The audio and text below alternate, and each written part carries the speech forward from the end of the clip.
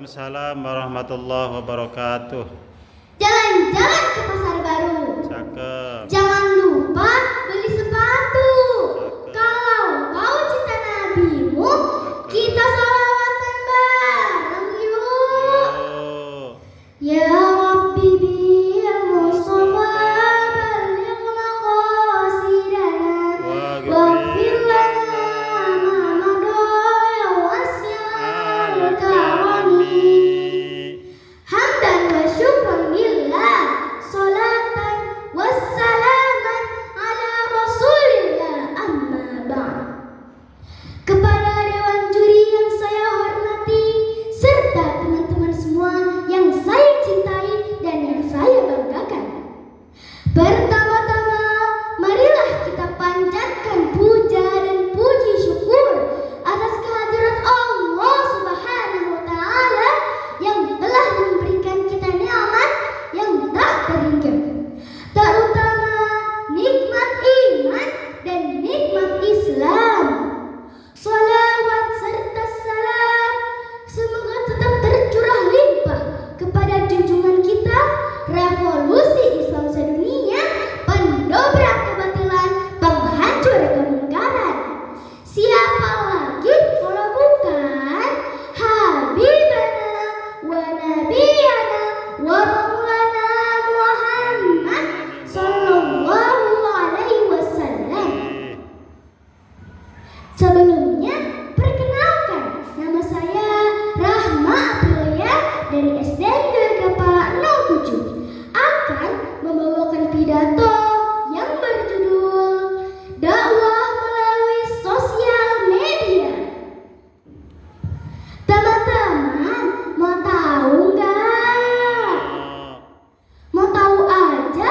Aku mau tahu banget. Media sosial itu apa sih? Hayo apa? Media sosial adalah sebuah media untuk bersosialisasi satu sama lain secara online yang memungkinkan manusia untuk saling berinteraksi tanpa dibatasi ruang dan waktu. Contohnya apa aja nih teman-teman? Seperti WA, Instagram, Telegram, YouTube, dan lain-lain. Hadirin yang dirahmati Allah Subhanahu wa taala, saat ini kita memasuki era modern di mana segala sesuatu pasti terhubung dengan teknologi informasi dan komunikasi. Karena hadirnya iptek, kita tidak lagi sulit dalam berkomunikasi. Namun, di sisi lain, dalam kemudahan tersebut ternyata mulai memulihkan kita dari dunia nyata ke dunia maya. Banyak orang yang terlena dan nyaman dengan dunia maya, sehingga tanpa disadari kita memposting segala sesuatu yang tidak semestinya diposting.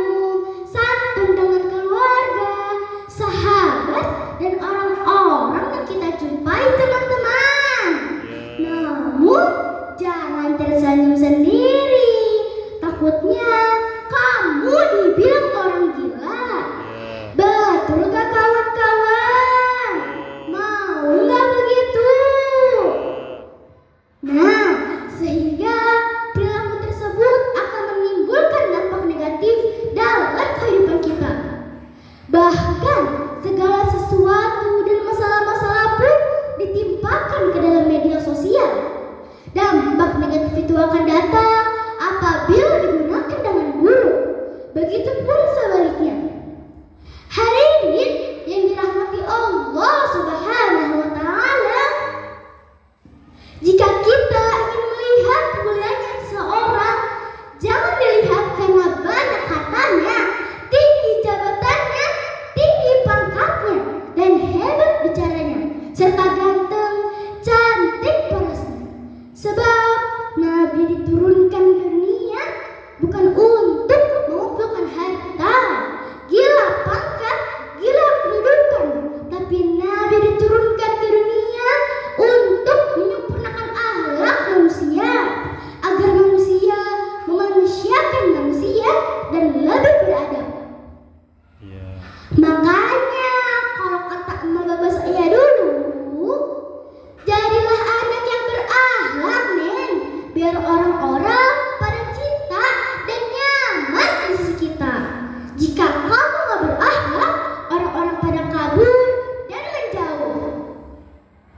Hadirin yang dirahmati Allah Subhanahu wa taala, apa sih etika di media sosial? Mau tahu nggak? Mau tahu aja apa mau tahu banget? Satu, sharing sebelum sharing. Tidak semua kabar di internet itu benar.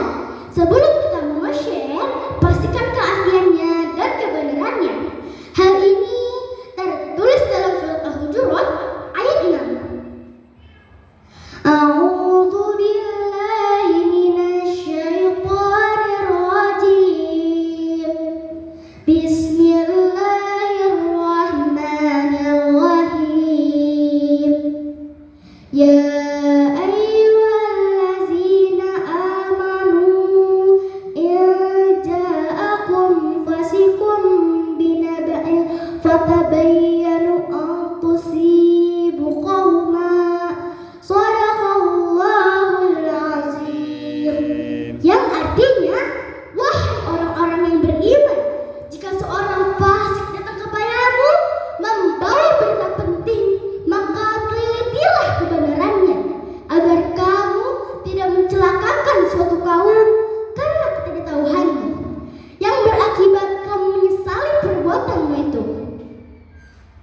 Dua, tidak boleh pamer.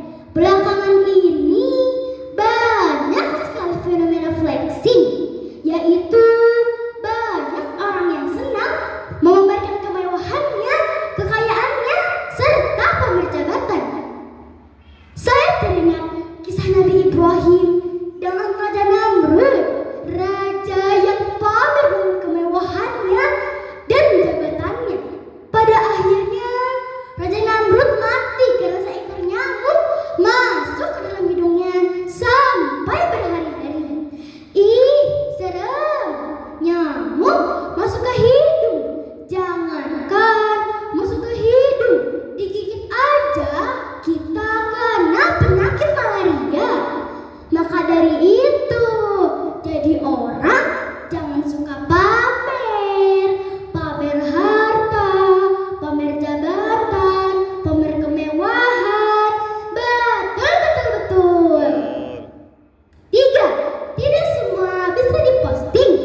Jika ada kata bijak, mulutmu adalah harimaumu, maka sekarang jemarimu adalah harimaumu.